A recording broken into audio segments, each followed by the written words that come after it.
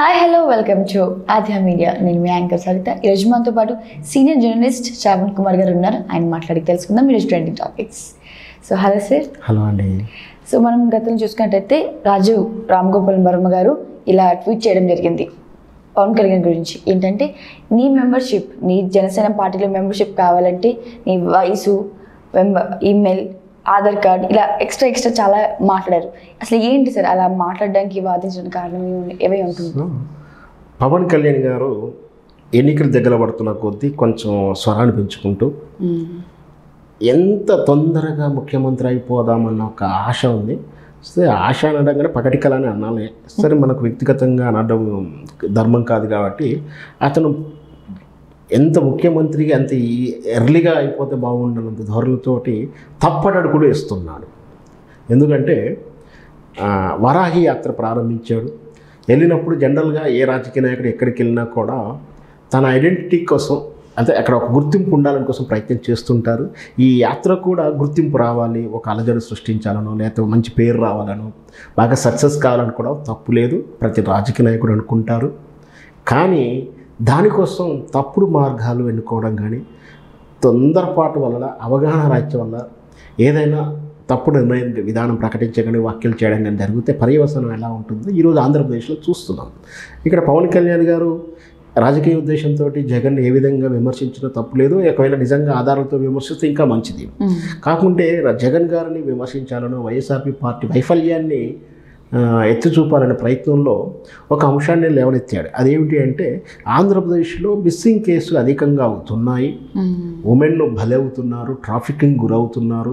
వాళ్ళని తీసుకెళ్ళి ఈ అవయవం ఉంటుంది కదా అమ్మడానికి, ఈ మాఫియాకి అమ్మబడుతున్నారా, లేదంటే వ్యభిచార గృహాలకు అమ్మబడుతున్నారా, ఇంకా ఇతర దేశాలకు అమ్మబడుతున్నారా, ఏదో ఒకరైతే మిస్సింగ్ అవుతున్నారు. వీళ్ళంతా బలవుతున్నారు.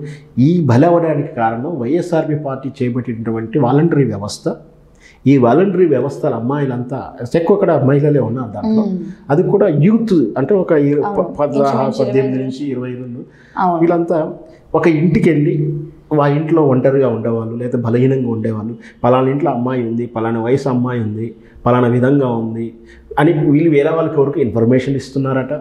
ఏది వాలంటీర్స్ వాళ్ళది అక్కడ డేటా ఉంటుంది కదా, ఆ ఇంటికి ఎంత కుటుంబాలు, ఎంత సభ్యులు. ఇక్కడ ఉద్దేశం ఏంటి, కుటుంబాలు ఎంతమంది ఉన్నారు, దాంట్లో వికలాంగులు ఎంతమంది, నిరక్షరాస్యులు ఎంతమంది, బాలింతలు ఎంతమంది, ఒంటరి మహిళలు ఏంటి, వితంతువులు ఎవరు, వానికి ఎంత వ్యవసాయం ఉంది, నిరుద్యోగ వృత్తి ఏమి ఇవ్వాలి, ఈ డీటెయిల్స్ అనేది తెలుసుకోవాలి. ఎందుకంటే జగన్ గారు ప్రవేశపెట్టిన పథకాల ఉద్దేశాలు కూడా అవే. అమ్మఒడి అని, లేదంటే వృద్ధాప్య పింఛన్ అని, నిరుద్యోగ వృత్తి అని, ఇది వాళ్ళ కన్సర్న్.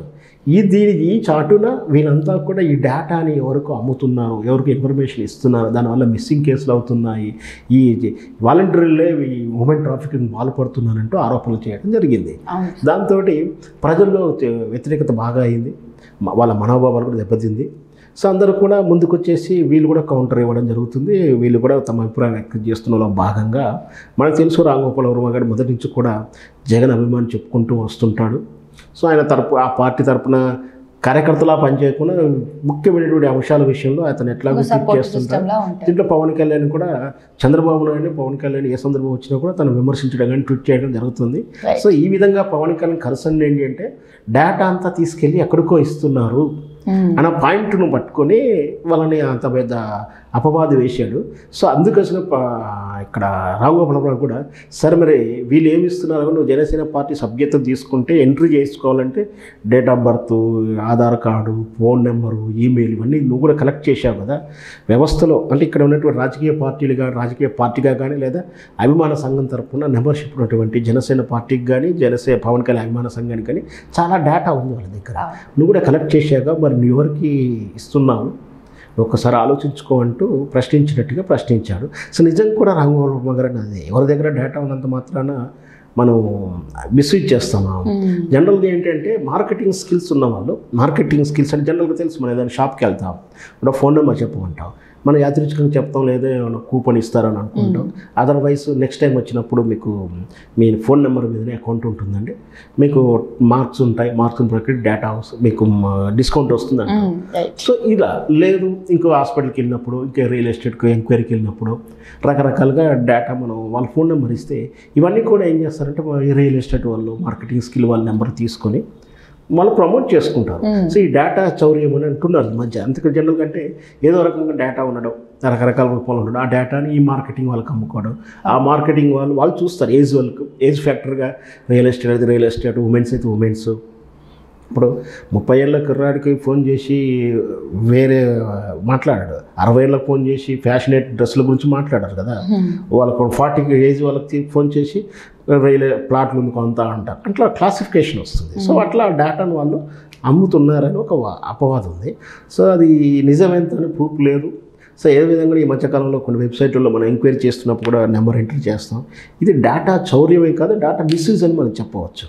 సో ఈ విధంగా కాకుండా వీళ్ళు వాలంటీర్ ఇంటికి వెళ్ళేసి ఆ ఇంట్లో పలానా వాళ్ళు ఒంటరిగా ఉంటున్నారు, పలానా ఉమెన్ ఉంది, మీరు ఎత్తుకెళ్ళండి డేటా వీళ్ళు ఏమన్నా చెప్తారా, అలాంటి ఏదైనా చెప్పుతూ ఉండవచ్చు అనుకున్నాం. అలాంటిది ఆయన ఒక్క కేసు 5,000 మంది ఉన్నటువంటి వాలంటీర్లలో ఒక్క కేసు ఇంతవరకే ఉన్నాం. బుక్ అయిందా?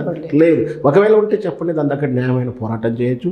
వ్యవస్థలు ఉన్నాయి మనకు, జ్యుడిషియరీ వ్యవస్థ ఉంది, చట్ట లా ఉంది, చట్టాన్ని అప్రోచ్ కావచ్చు. నిజంగా కూడా మిస్ అయిన వాళ్ళు ఉన్నారు, లేరని కాదు. ఏదన్నా జనరల్గా ఎవరైనా తప్పిపోయినప్పుడు ఒకరోజు ఒక పూట చూసి ఈ రకరకాల సందర్భాల కోసం లేదా ముందు జాగ్రత్త కోసం పోలీసు వెళ్ళి ఫిర్యాదు చేయడం, పోలీసులకు కూడా డేటా వింటారు, సాధ్యమైనంత వరకు జనరల్ డైరీలో ఎంట్రీ చేస్తారు.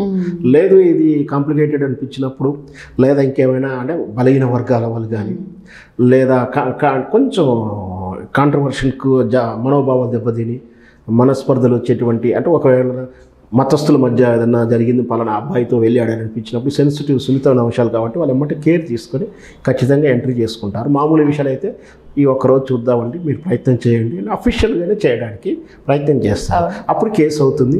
మ్యాక్సిమం 60-40%, 50% అబోవ్ కేసులు ఏమైనా ట్రేస్ అవుట్ అవుతాయి. ఎందుకంటే ఈ రోజుల్లో టెక్నాలజీ పెరిగింది, సెల్ ఫోన్లు ఉన్నాయి. వాళ్ళు ఏంటంటే కన్సర్ చెప్తారు ఏంటంటే, మా అమ్మాయి ఎవరిని ఇష్టపడిందండి, మేము కాదన్నామంటే లవ్ మ్యారేజ్ కోసం వెళ్ళింది, లేదు ఏది లేదంటే ఫ్యాషన్ ఏం కారణం తెలుస్తలేదంటే అప్పుడు అడుగుతారు ఫ్యాషనేట్గా ఉందా అంటే సినిమాల పిచ్చితోటి ఏదన్నా ఎక్కడికి వెళ్ళి ఉండవచ్చు. లేదు నేను రాత్రి తిట్టానండి, ఫోన్ ఎక్కువ వాడుతున్నాను, ఏదో సంథింగ్ తిడితే ఈ అమ్మాయి ఆత్మనిర్భరతో చావడానికి వెళ్ళిందా, ఇట్లా ఏదో ఒక ట్రేస్ అవుట్ చేస్తుంటారు. లేదా మతిస్థిమితో పోయిన వాళ్ళు, లేదా పిల్లల్లో ఒక ఓవర్ యాక్టివిటీ ఉంటుంది, అంటే నేర ప్రవృత్తి ఉంటుంది, లేదా వాళ్ళకు బాగా కోపం ఉన్నప్పుడు ఇక నా జీవితం ఇదంతా కాదు, నేను బాగుపడాలంటే బొంబాయికి వెళ్ళో హైదరాబాద్కి వెళ్ళో కష్టపడాలనుకొని వాడు ఉండపలంగా బయలుదేరుతారు. ఇవంతా కూడా ఆ కాంప్లికేటెడ్ బట్టి ఉంటుంది. 60-40% ట్రేస్ అవుట్ అవుతుంది. కానీ కొన్ని కాంప్లికేటెడ్ ఉంటాయి, ఉండవని కానీ ఆ కాంప్లికేటెడ్ కానీ ట్రేస్ అవుట్ కానిటువంటి కేసుల్ని డీల్ చేసే విధానం ఇది కాదు. ట్రేస్ అవుట్ కానిది రాజకీయాలకు రాకండి. నేను చెప్పబోయేది ఏంటంటే, నిజంగా ట్రేస్ అవుట్ కాలం మీద ప్రేమ ఉంటే ఇది కాదు చేయాల్సింది. ఆ ఒక్కొక్క కేసు స్టడీ చేయండి. పలానా ఒక ఊరు తీసుకోండి, ఒక గ్రామంలో ఒక కంప్లీట్ తీసుకోండి, ఎక్కడికి వెళ్ళిందో మీరంతా జనసైన్యం ఉంది కదా, మీకు సైనికులు ఉన్నారు కదా, ట్రేస్ అవుట్ చేయండి. లేదా కోర్టుకు సబ్మిట్ చేయండి, పలానా కేసుని ఇంకా మన పోలీస్ డిపార్ట్మెంట్ నిర్లక్ష్యం వహిస్తున్నట్టుంది, మాకు తగిన న్యాయం చేరుతుందండి, మళ్ళీ హ్యూమన్ రైట్స్కు మళ్ళీ కోర్టుకు వెళ్ళవచ్చు. ఆ ప్రయత్నాలు ఏమీ చేయలేదు. ఏమైనా వెహికల్ ఎక్కేసి వరాహి అని వాహనం ఎక్కేసి అపవాదు చేయడానికి రాజకీయ వేదికగా వాడుకున్నారు ఈ మిస్సింగ్ కేసులు. సో ఈ విషయాల్లో రామ్ గోపాల్ కూడా ఎంటర్ అయ్యాడు కాబట్టి కొంచెం ఈరోజు నాగేంద్రబాబు కూడా కామెంట్ చేశాడు. ఇకనైనా వాళ్ళు తప్పుదిద్దుకొని దీనికి జరగాల్సినటువంటి ఏమన్నా ఉపాయం చేసుకుంటారో చూద్దాం. Thank you sir, thank you so much. Thank you.